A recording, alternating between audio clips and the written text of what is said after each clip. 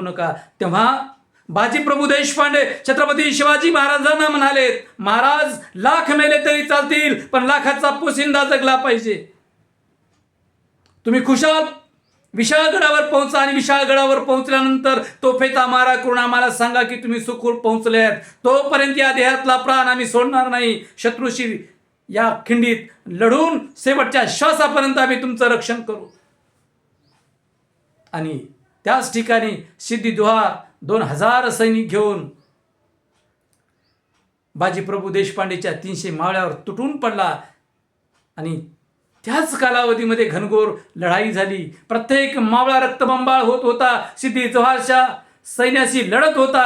आणि त्या कालावधीमध्ये छत्रपती शिवाजी महाराज विशाळगडावर पोहोचले. आणि विशाळगडावर पोहोचल्यानंतर त्यांनी तोफेचा मारा केला. तोवर घोडखिंडीमध्ये बाजीप्रभू देशपांडे आणि त्यांचे 300 बांदरांचे सैनिक रक्तबंबाळ झाले होते.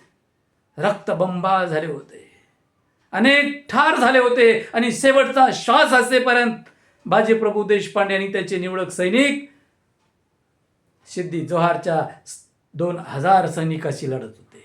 लढता लढता तोफेचा आवाज कानी पडला. आणि तोफेचा कानी आवाज पडताच बाजीप्रभू देशपांड्यांनी आपला प्राण सोडला.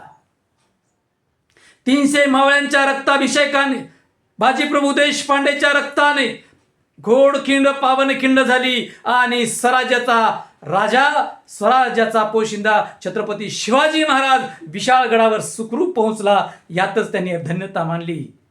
निष्ठा अशी असावी. मित्र,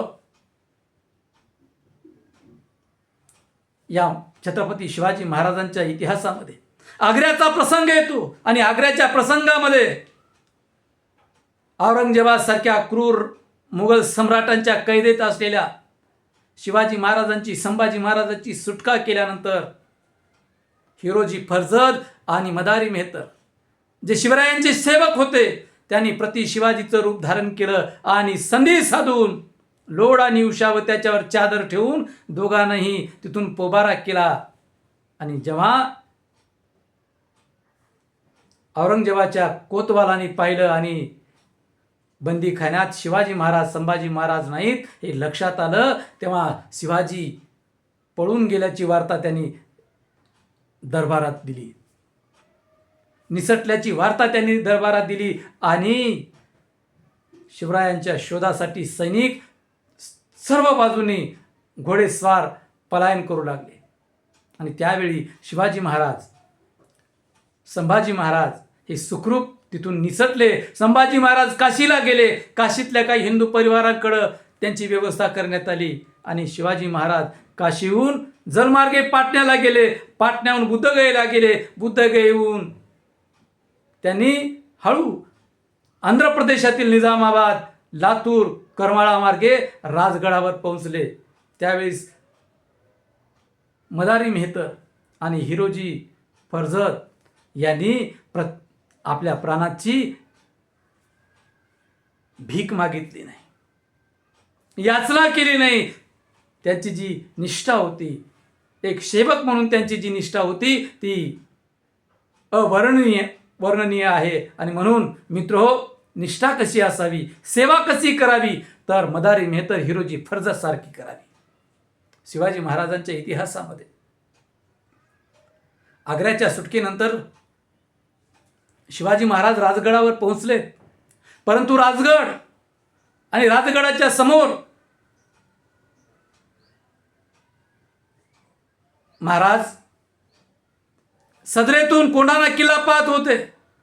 आणि कोंढाणा किल्ला पाहत असताना त्यांना वाटायचं की कोंढाणा किल्ला आपल्या ताब्यात असावा. परंतु कोंढाण्यावर मोगल सरदार उदयभान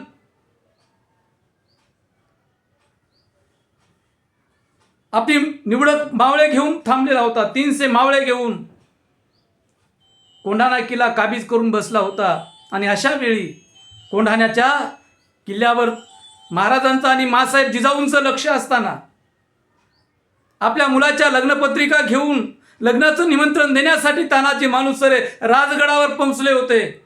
आणि राजगडावर मासाहेबांच्या, शिवरायांच्या मनात कोंढाण्याचा बेत होता. हातात लग्नपत्रिका असताना, आपल्या राजाला निमंत्रण देण्यासाठी तानाजी मालुसरे गेलेले असताना, दारी अग्निपानाची सळसळ हळदी कुंकवाची ठसे उमटत असताना, आपल्या लाडक्या मुलावर राजाने सुखाच्या अक्षता टाकाव्यात म्हणून निमंत्रण देणारा एक बाप जेव्हा राजगडावर राज्याच्या समोर गेला, तेव्हा राजानं कोंढाणा मोहिमेची तयारी करण्याचा आदेश दिला. आज्ञा शिरसावंत मानून आधी लगीन कोंढाण्याचं मग रायवाचं.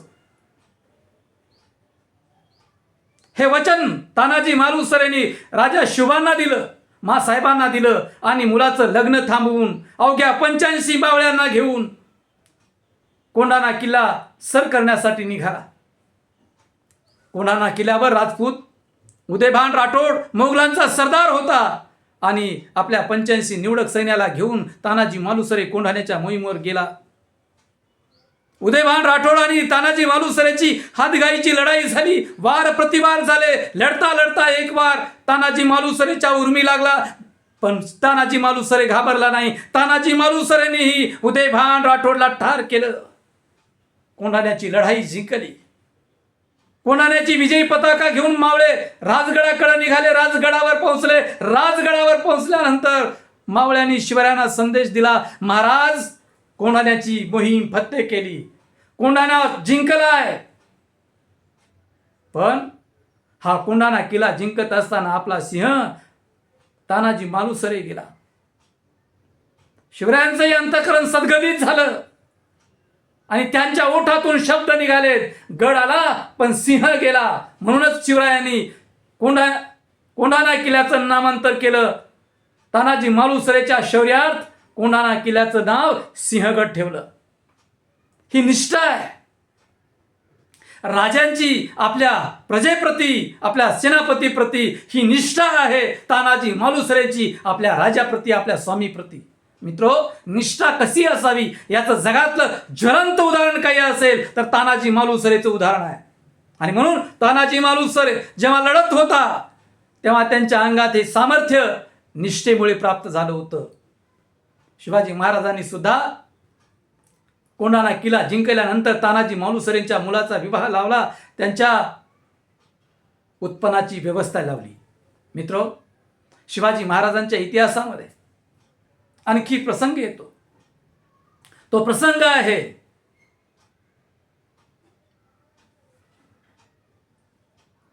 रायगडाचा. रायगडाचं बांधकाम करण्याचं ठरलं तेव्हा आर्किटेक्चर हिरोजी इंदोरकर यांची निवड करण्यात आली. आज अवशेष स्वरूपात असलेलं राजधानीचं केंद्र रायगड आपण पाहतो. तो रायगड किल्ला, त्याचा आर्किटेक्चर, त्याचा इंजिनियर हिरोजी इंदुलकर होते. संपूर्ण किल्ल्याचं बांधकाम झाल्यानंतर बाजारपेठेचं, जगदेश्वराच्या मंदिराचं, सभागृहाचं, दिवाणखान्याचं, संपूर्ण रायगडाच्या राजवाड्याचं बांधकाम झाल्यानंतर हिरोजी इंदुलकर महाराजांना भेटले. महाराज म्हणाले, हिरोजी, राजधानीचं केंद्र उत्कृष्ट झालंय, रायगडावरची बांधकामं उत्कृष्ट झाली, आम्ही तुमच्यावर प्रसन्न आहोत. मागा, बक्षीस काही मागायचं असेल तर आम्ही द्यायला तयार आहोत. मित्र, हिरोजी इंदुलकर समर्पित भावनेचा इंजिनियर होता, अभियंता होता. तो महाराजांना म्हणाला, महाराज, मला काही नकोय, मला पैसा नको, जडजबाहीर नको, कुठलीही दक्षिणा नको, बक्षीस नको. माझी एक विनंती आहे, महाराज, तुम्ही मला फक्त जगदेश्वराच्या मंदिराच्या पायरीला माझ्या नावाचा एक दगड लावू द्या, एवढीच आज्ञा असावी. महाराजांनी त्यांना डोळ्यांनीच आज्ञा केली आणि हिरोजी इंदुलकर म्हणाले, महाराज, जगदेश्वराच्या मंदिराला एवढाच दगड लावणार आहे. सेवेचे ठाई तत्पर हिरोजी इंदुलकर. ही निष्ठा आहे, सेवेची निष्ठा आहे. आणि म्हणून निष्ठा कशी असावी याचं हे ज्वलंत उदाहरण आहे. निष्ठा कशी असावी, तर बहिर्जी नायकासारखी निष्ठा असावी. स्वराज्याच्या गुप्तहेर खात्याचा प्रमुख बहिर्जी नाईक. छत्रपती शिवाजी महाराजांच्या दिवाणखान्यापर्यंत ज्यांना शिरण्याची परवानगी होती, जो वायुवेगाने चालतो, अत्यंत काटक, चपळ, बुद्धिमान, चलाक आणि सर्व बहुरूप्यापेक्षाही अत्यंत सुज्ञ, बहुरूप्यांचे सोंग घेणारा हा व्यक्ती शत्रूची खडा माहिती शिवरायांना देत होता. वेळी अवेळी शिवरायांच्या दालनात उभा राहत होता. गुप्त पद्धतीने शिवरायांना संदेश देत होता. असा हा बहिर्जी नाईक. 6 जून 1674 रोजी रायगडावर राज्याभिषेकाचा सोहळा झाल्यानंतर महाराज उपस्थितांना स्वर्ण होऊन देत होते, रुपये मुद्रा देत होते, शिवराई नाणे देत होते, अमाप संपत्ती उपस्थितांना वाटत होते, दक्षिणा देत होते, बक्षीस देत होते. सगळी लोक आनंदात होती. पण त्याच राज्याभिषेकाच्या सोहळ्यामध्ये सभागृहात कोपऱ्याला उभे राहणारा एक जर 80-82 वर्षाचा म्हातारा, ज्यांची अंगा खांद्यावरची केस पांढरी झाली होती, असा बहिर्जी नाईक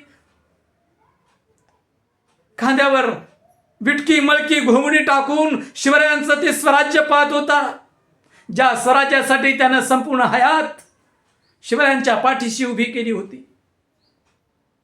सर्व लोक आनंदात होते, परंतु बहिर्जी नाईकांच्या डोळ्यातून अश्रू कसले, ते आनंद अश्रू होते. आणि ते आनंद अश्रू उघळत असताना शिवरायांनी सोन्याच्या सिंहासनावरून तेवढ्या संपूर्ण प्रजेमध्ये एकाच व्यक्तीवर नजर टाकली. ती व्यक्ती होती बहिर्जी नाईक. आणि बहिर्जी नाईक सिंहासनावरून उतरून बहिर्जी नाईकाकडे महाराज गेलेत. शिवाजी महाराज जनतेमधून फक्त बहिर्जी नाईकाला पाहत होते, बहिर्जी नाईकाकडे चालत होते. आणि तेवढ्यात बहिर्जी नाईकांच्या समोर हा राजा उभा राहिला. नाईकांनी डोळ्यातले आनंद अश्रू पुसलेत. महाराजांना मुजरा केला.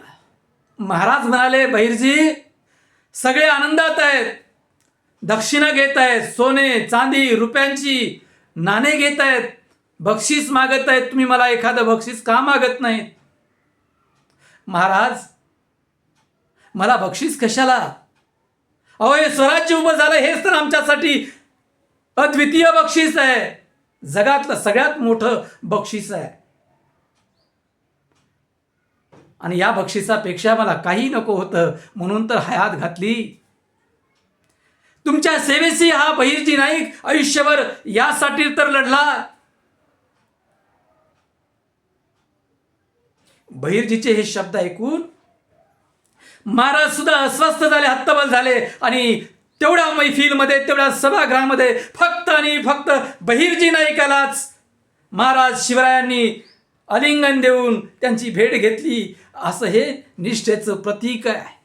आणि म्हणून निष्ठा कशी असावी, तर बहिर्जी नायकासारखी निष्ठा असावी, तरच स्वराज्य उभं राहतं, तरच स्वप्न साकार होतं, तरच आपलं ध्येय साकार होतं. म्हणून निष्ठा कशी असावी, तर निष्ठेवर प्रेम करणाऱ्या या मावळ्याकडून शिकलं पाहिजे.